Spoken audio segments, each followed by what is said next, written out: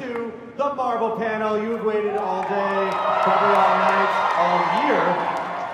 There's a lot of things you're going to be very excited to see. I'm very excited to show these things to you. So I would now like to bring to the stage the head of Marvel Studios, the guy who is the dreamweaver of all of it. Please welcome Kevin Feige!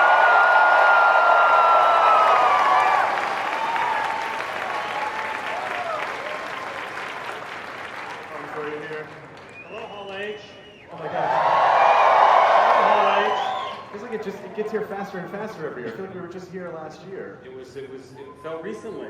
It was. But we've had a few movies since then. We had a movie called Doctor Strange come out. Guardians of the Galaxy Volume 2. And if you had a chance a couple weeks ago, we had a movie called Spider-Man Homecoming. So as the Ant-Man team, not here, they're in Atlanta, they wanted to put something together for you and announce Michelle Pfeiffer as Jen Van Dyne. She was our dream choice. We're making the first film, and it's crazy that she's in it. There are a few other casting announcements that I want to mention to you in that film. We have a great actress named Hannah John Kamen playing a character called the Ghost. We also have another villain played by an awesome actor, Walt Goggins. Randall Park is playing Agent Jimmy Woo. Agent Woo is tasked with Lawrence Fishburne. It's an amazing cast, and we can't wait to show you more. How do you keep all of these things in your head all the time? I mean, these are secrets that someone, they would just crack open your skull and find out what all these things are. How do you maintain? This is not the Walking Dead panel. No. That would be disgusting. No, but how do you keep all these things in your head all the time? It's fun. They've been in my head my whole life, so I may as well, Now you get to share them out. Last year on stage, we saw Brie Larson announced as Captain Marvel. Yes. Well, yes. We're really here today to talk about our next two movies. But we thought this would be cool to see. You want to know? Here, I'll tell you something. There have been rumors, and I'll tell you those rumors are true, that Nick Fury, Sam Jackson, is in this movie. And he plays a big part in it. And in this film, Nick Fury has two eyes. What? Because this film takes place before the events of Iron Man 1 and is set in the early 1990s. And I'll tell you one other thing for this crowd. It might be crickets in other places, but I think in this crowd, the villains of this will be the first MCU appearance of the Skrulls.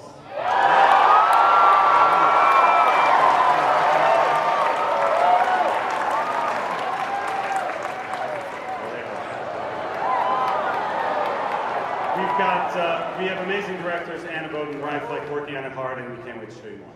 There is a nice Santa Clausy thing about you every year, like, I'm gonna give you this if you're good. My job is so amazing. I get to be in a room and say the word Skrulls. Yeah. And get a reaction. I love that. You get to make it happen. And also, just before we continue, yes, because we're going to get into Thor, we're here to talk about Thor Ragnarok, we're here to talk about Black Panther. But,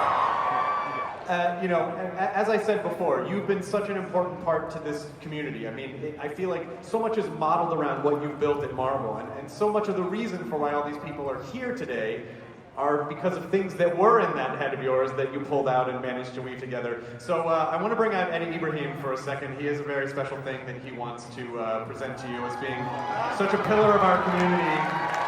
So here's Eddie. Hello, Mr. Feige. Just wanted to say quickly, in 2008, you brought a concept to the mainstream world of a hero that maybe they didn't know quite as well as this crowd knew, Iron Man. And with that, you introduced the concept of comic books to the mainstream through movies, which has never really been done before. You introduced crossovers. You introduced a world that was united in a contiguity between all of those movies. And for that, you really brought to life the thing that we all love, the comics, and what the comics meant to us, and our imaginations, and our inspirations. And you brought that to not only film, but to the rest of the world. And for that, it is my honor to present to you the Inkpot Award from Comic-Con International, as well as the Board of Directors for Film and Television. Thank you so much.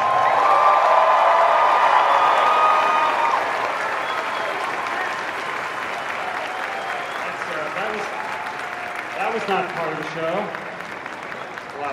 Wow, that's sort of beyond words. Thank you very much.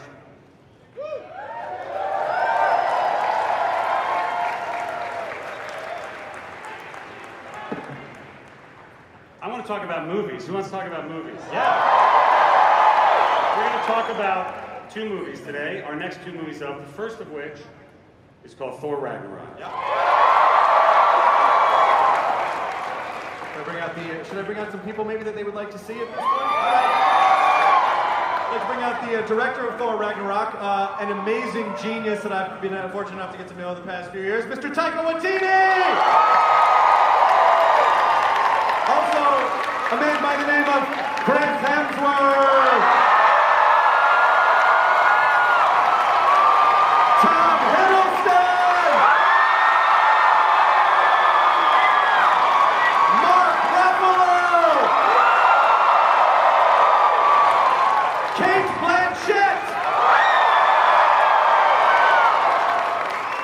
Jeff Goldblum has arrived, and while Jeff Goldblum has been spotted.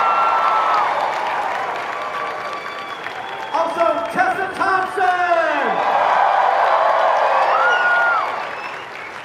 Carl Urban! And Rachel House!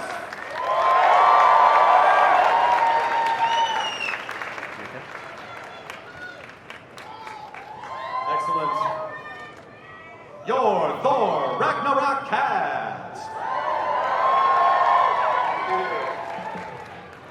Congratulations. Thank you guys for being here. Thank you so much for being here. Thank you for having me. Thanks for having us. Mr. Hemsworth. Hello. So Thor does not have his hammer. He does not have Asgard. Or his hair. He doesn't have hair that he normally would have. No. Getting old. Fell out. So this looks like a very different Thor tonally and character-wise with Thor's works. What's going on? What's going on with him right now? Midlife crisis, I think. Look, well, I've played this character 5 times. This is Marvel's 167th film or something. Look, me personally, I got a bit bored of myself and thought, we've got to try something different. Spoke with Taika, spoke with Kevin, and all of us agreed if we're going to make a third Thor, we have to really push the envelope and experiment and take it to another level. So that was what this film was, you know. Cut his hair, break his hammer, change his clothes, change the world, and I think that's what you're going to see and be excited about is something incredibly unique and different for not only the Thor world, but the Marvel universe. And so, because he's so used to being in charge, I mean, like, he's never really seems like he has to break much of a sweat. And in this, but from what we've seen so far... No, he gets his ass kicked in this film. Mainly by the bloke a couple of seats away from him. They have a good little rumble, yeah. And Taika, I was so excited when I found out that you were making this movie, because What We Do in the Shadows is one of the great... You and Jermaine together are an incredible combination, and to hear that you were going...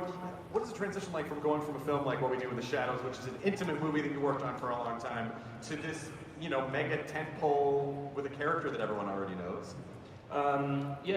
Better food for a start on set, and just like Chris was bored of what he was up to. I was also bored of what he was up to, and and when he reached out, I just saw a friend in need, and and that's just who I am. That's my nature. If you need help, if you need me to pull you from the dark depths, I'm there for you. And if that means me having to take on a tentpole movie like this, I'll do it. I'll take one for the team. So it was really that. I was just trying to help my mate out. In terms of how different it was, moving from a tiny little film to a giant one, I feel like there's a lot more pressure, obviously, but at the end of the day, I keep saying this, whatever's inside that rectangle is all that matters. And there might be 500 more people in the crew, but as long as the actors are learning their lines and saying them convincingly, that's all that matters. It doesn't matter what the budget is. And most of these people did not learn their lines. Okay, it just got very serious for a second here. Let's call people out. Let's make it about that. Tom Hiddleston,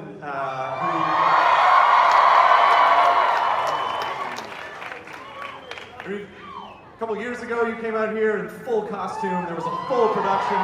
It was one of the most memorable and incredible moments of Comic-Con. And you had fun, right? How could you not have fun with that? Was that? It was a unique experience, and for which I will be eternally grateful to Hall H. So what has Loki been up to at this point? Well, it's been 4 years, and if you saw Thor: The Dark World, you will know that at the end of that film, Loki is on the throne of Asgard, pretending to be Odin. So Thor comes home, and things are a little different in Asgard. Loki has directed most of his energies into narcissistic self-glorification. Not so much time on good governance. But Ragnarok is coming, and Loki's allegiances have always been slightly unpredictable, and he's still the god of mischief. And what his part is in all of that, you'll just have to wait and see. All right. I feel like they will. I feel like they're going to see it. I feel like this crowd is probably going to see this movie. I'm going to take a guess. I feel like they're on board with it. I feel like they're on board with it. Mark. I'll go see it. I'm going to see it. I'll see it. You're going to see it? I'm going to see it. Can you pick me up? Can you pick me up to see the movie? I want to see the movie. Can we talk about the evolution of the Hulk a little bit? What is it? The evolution of the Hulk. The Hulk is a movie that your character in the... Oh. Well, it's a little different Hulk than we've seen. Hulk refuses to turn back into Banner. And he's actually enjoying his time on Sakaar because he is a gladiator champion of the world of Sakaar. Which means he kicks a lot of A. Because it says right here, please be aware that many members of your audience may be under the age of 18. Listen, it is very nice of you to honor that. Literally no one else has been honoring that. He kicks a lot of A. Nice. And he's enjoying his life for once, and he'll be damned if he's going to go back to Banner.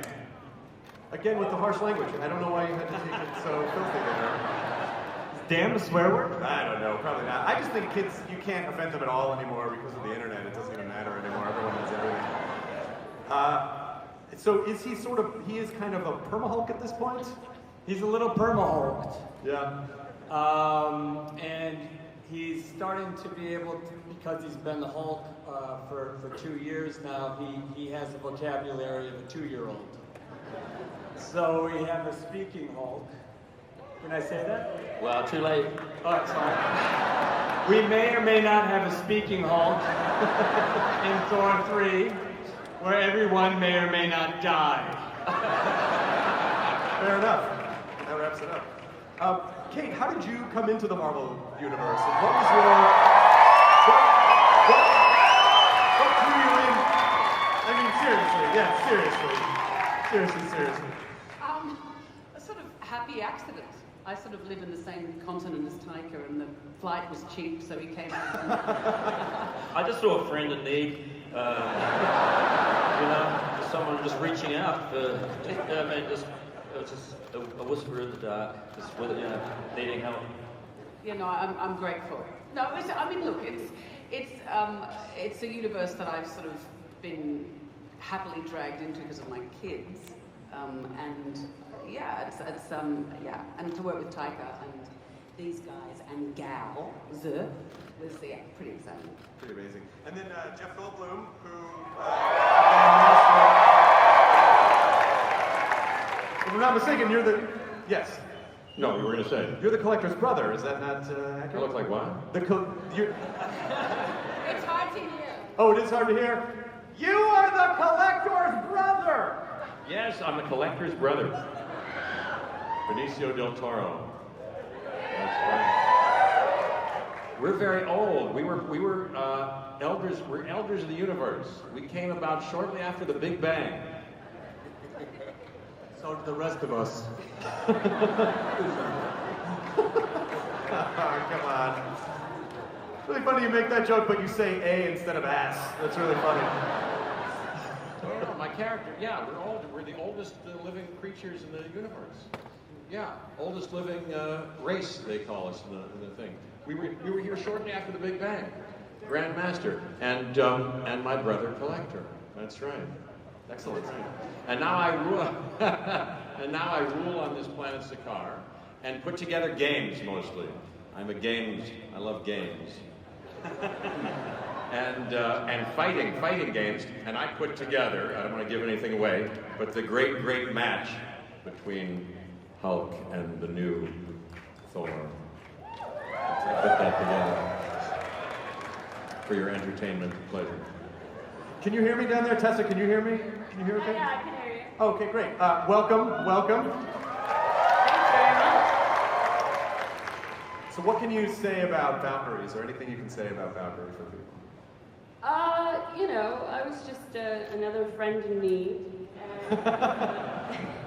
You're welcome. No, I'm thankful. She is an elite warrior of Asgard who is hanging out on Sakaar for reasons that I can't really elaborate on, and she has a relationship with the Grand Master. It's not romantic. I mean, maybe it used to be. Who knows? He's a friend from work. And she picks up little pieces around town that may be of interest, and one of them happens to be a big godlike thing. Yeah, right? And so she brings him to the Grand Master, and then, it takes us off on our story. Excellent. Carl Urban, who's a Scourge. How are ya? Are you out of your Vulcan minds? Oh, yeah. So Shoot. are we. Cross the streams, man. I love it. Cross the streams. When did you guys shoot this movie? Because they said you shaved your head and you already have, you were that masculine that your hair immediately just... Yeah, I was in the same boat with everybody else, actually. I was actually on vacation and I received a call from Taika, who was in Australia, deep behind enemy lines, saying, mate, I need help. And so literally that is why I joined this cast. So Carl's from New Zealand, like me, and when you're surrounded by so many Australians, it's just the accent. It's a little bit drilled. It's like being drilled in the side of the head all day long. It's like a glass bottle full of nails, just shaking in your ears. I almost didn't make it to set, because when I came into Australia, the customs officer asked me if I had a criminal record, and I said, "Oh mate, I didn't know I still needed one to get in."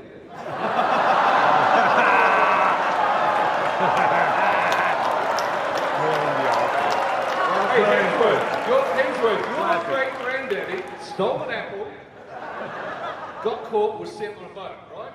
Thank God for that too. Breaking news! Australia declares war on New Zealand. War at 11. Yeah, we're just kind of bridging the gap between New Zealand and Australia at the moment. As you can see, we're sitting a lot closer to each other than should be. Bringing two cultures together, the warring tribes of Australia and New Zealand. It's all over. No, maybe it's past.